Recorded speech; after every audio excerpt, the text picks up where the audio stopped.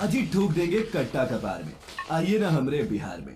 दोस्तों, जब से नेटफ्लिक्स पर खाकी नाम की वेब सीरीज आई है, तब से ये लाइन लोगों की जुबान पर रट गई है। और आईपीएस अमित लोढ़ा ने कैसे बिहार के दुर्दांत अपराध, इस पर सभी अपना नेटफ्लिक्स वाला सम्राट था, जिसे बाद के संस्करण में सामंत सम्राट कर दिया गया। इसकी वजह ललन टॉप के किताब वाला इंटरव्यू में खुद अमित लोढ़ा ने भी बताई थी कि प्रोटोकॉल की वजह से ऐसा करना पड़ा, क्योंकि वो अभी भी कार्यरत है। और इन दिनों तो उनकी खाकी के दामन पर वेब सीरीज से दाग भी लग गया है। अब दोस्तों, वो दाग क्या है ये तो हम बाद में जानेंगे। फिलहाल चलिए जानते हैं कि असली चंदन महतो है कौन। तो दोस्तों, आईपीएस अमित लोढ़ा की जानकारी के मुताबिक वेब सीरीज में दिखाए गए किरदार चंदन महतो का असल जिंदगी में नाम पिंटू महतो है, जिसका बोलबाला बिहार में साल 2000 के शुरुआत में ऐसा था कि लोग उसे वहाँ का गब्बर कहते थे। उस वक्त बिहार में कट्टा का व्यापार और जातिवाद का बुखार अपने चरम पर था, जो कि आप वेब सीरीज की शुरुआत में ही समझ जाते हैं कि कैसे चंदन महतो पुलिस की गिरफ्त में आ गया, लेकिन फिर भी उसे छोड़ने का ऑर्डर ऊपर से आया, क्योंकि सरकार जातीय पक्ष की थी।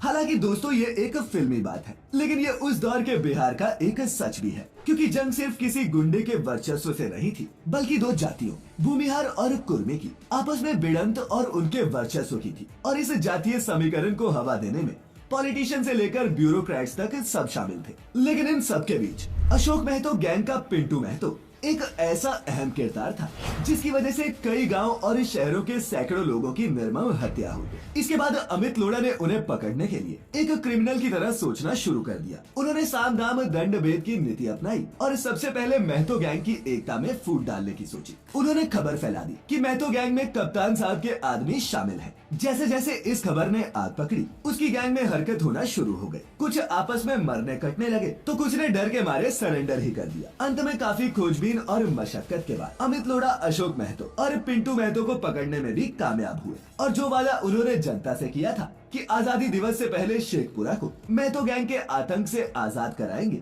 उसे टाइम पर पूरा किया। अब दोस्तों, आप सोच रहे होंगे कि जैसे सीरीज में दिखाया गया है, असल में पिंटू महतो वैसे ही पकड़ा गया और सबको न्याय मिल गया, तो ऐसा बिल्कुल भी नहीं है। तो आइए अब आपको ये भी बता दें कि गिरफ्तारी के बाद पिंटू महतो के साथ हुआ क्या। तो बीबीसी की एक हालिया रिपोर्ट के मुताबिक अशोक महतो जहां अपने किए की सजा नवादा जेल में काट रहा है, वहीं पिंटू महतो तिहाड़ में बंद है। वहीं अमर उजाला की एक रिपोर्ट की माने तो पिंटू महतो अब जेडीयू में शामिल है और इस पार्टी के एक्टिव मेंबर हैं। जी हाँ, वही जेडीयू जिसके कर्ता धर्ता बिहार के मुख्यमंत्री नीतीश कुमार है। और ये राजनीति की विडंबना ही है कि जो 20 साल पहले उनके लिए दुश्मन था, अब वो उनका साथी है। हालांकि अगर आप सोशल मीडिया पर मौजूद पिंटू यादव के भाषण सुनेंगे, तो वो बिहारी बोल में खुद को स्वघोषित क्रांतिकारी कहते दिखते हैं।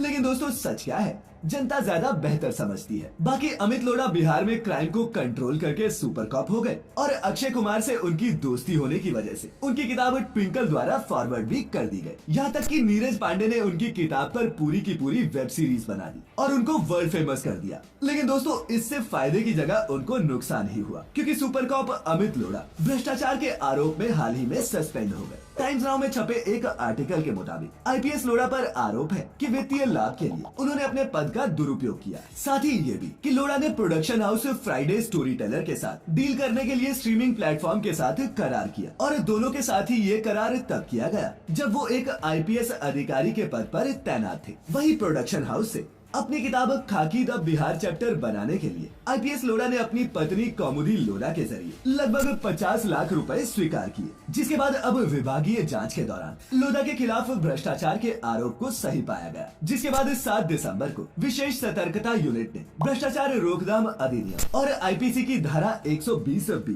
और 168 के तहत उनके खिलाफ एक केस दर्ज कर लिया।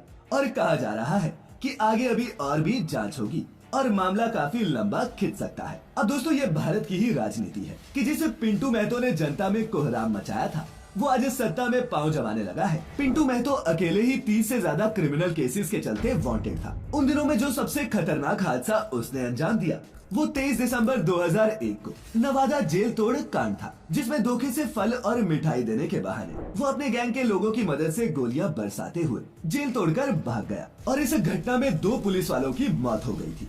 इसके अलावा पिंटू महतो पर कांग्रेस सांसद राजू सिंह की हत्या का आरोप भी था, जिसे उसने 2005 में अंजाम दिया था। और तो और पिंटू महतो पर कई सामूहिक हत्याओं को अंजाम देने के भी आरोप है, जिसके बारे में खुद अमित लोढ़ा ने भी इंटरव्यू में बताया था कि उसे हत्या करने का मानो चस्का लग गया था।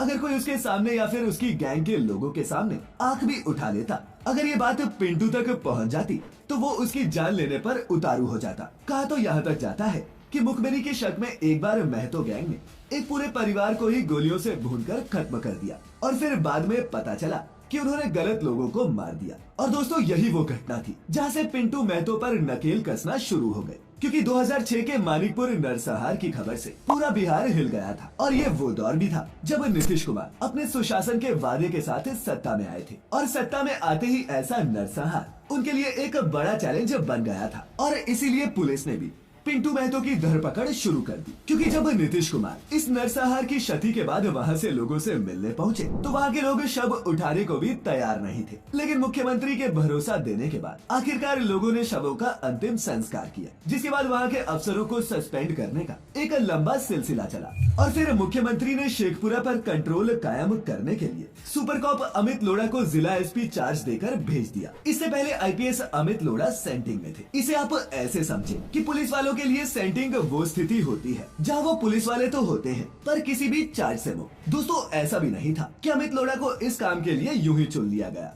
बिहार कैडर मिलने के बाद अमित लोढ़ा ने नालंदा हो या फिर बेगूसराय हर जगह अपराधियों को अरेस्ट कर शांति बहाली करने का काम किया और इसीलिए उन्हें इस स्पेशल मिशन पर भेजा गया। लेकिन दोस्तों अशोक महतो के गिरोह को कंट्रोल करना उनके लिए भी आसान काम नहीं था, क्योंकि उनके बॉर्डर्स शेखपुरा के बाहर भी फैले हुए थे और उस वक्त टेक्नोलॉजी भी इतनी अच्छी नहीं थी कि उन्हें आसानी से ट्रैक किया जाए। ऊपर से डिपार्टमेंट में ही काम करने वाले कई लोग भरोसे के लायक नहीं थे, यहाँ तक कि पुलिस में भी पिंटू महतो के खबरी थे। लेकिन दोस्तों अमित लोढ़ा भी कोई कच्ची चीज नहीं थे। आईआईटी के बाद उन्होंने यूपीएससी क्रैक किया था तो उन्हें पता था कि टेक्नोलॉजी की मदद कैसे ली जा सकती है। इसीलिए कंपनीज की मदद से उन्होंने महतो गैंग के लोगों का फोन टैप करवाना शुरू कर दिया। वो महतो और उनके गुर्गों की हर कॉल सुना करते ताकि कहीं से उनके लोकेशन का कुछ पता चले। यहाँ तक कि उन्हें गैंगस्टर्स की अपनी प्रेमिकाओं से बात करते हुए भी पूरी कॉल्स सुननी पड़ती। लेकिन गैंग मेंबर्स बहुत शातिर थे, इसीलिए वो घंटों घंटों बातचीत के बीच भी कभी भी अपनी लोकेशन रिवील नहीं करते। और जिसने अपनी ड्यूटी देते हुए उसके आतंक को खत्म किया, अब उस पर करप्शन के केस चल रहे हैं। बहरहाल ये फिलहाल जांच की बात है, जिसके बाद ही सच बाहर आएगा। लेकिन आप इस पूरे केस के बारे में क्या सोचते हैं, नीचे कमेंट्स में लिखकर जरूर बताइएगा। और आज की ये वीडियो इंटरेस्टिंग लगी हो तो इसे अपने दोस्तों और रिश्तेदारों के साथ शेयर भी कीजिएगा।